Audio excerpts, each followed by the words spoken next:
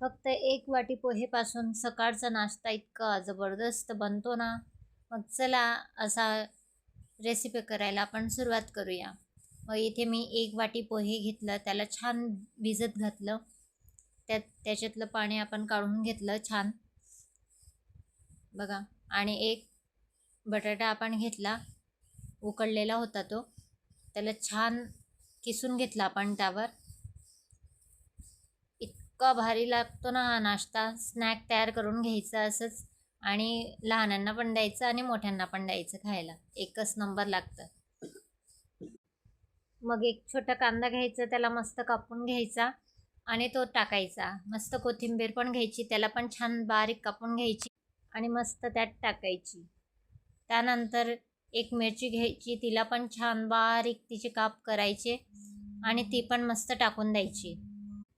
मस्त असं कांदा मिरच्या कापलेल्या त्यात टाकल्या आपण छान, आणि छान त्याची कणिक अशी मळून घ्यायची, छान एकजीव करून घ्यायचं. आता बघा आपलं नाश्ता करायला ते रेडी आहे. एखादे कटलेट किंवा तुम्ही काही म्हणू शकतात नाश्त्याला. तसं आपण हे असे कटलेट बनवून घेतले पोह्याचे, एकच नंबर.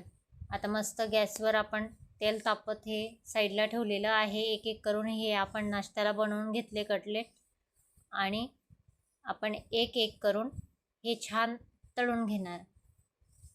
मस्तच ते क्रिस्पी होईपर्यंत मस्त असं तळून घ्यायचं त्यांना आणि काढून घ्यायचं. व्हिडिओ आवडलाच असेल तर लाईक करा, शेअर करा, कमेंट करा, सबस्क्राईब करा.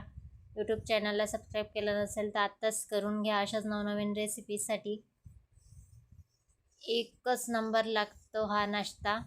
तुम्ही लहानांना द्या की मोठ्यांना द्या, ते खूप आवडीने खाणार आणि सांगणार की दुसऱ्या दिवशी परत हाच नाश्ता आम्हाला नाश्त्याला दे. बघा किती छान, एकच नंबर, मस्तच भारी. घ्यायचं ताटातनी, मस्त खायचं चटणीसोबत, एकच नंबर. जय खानदेश.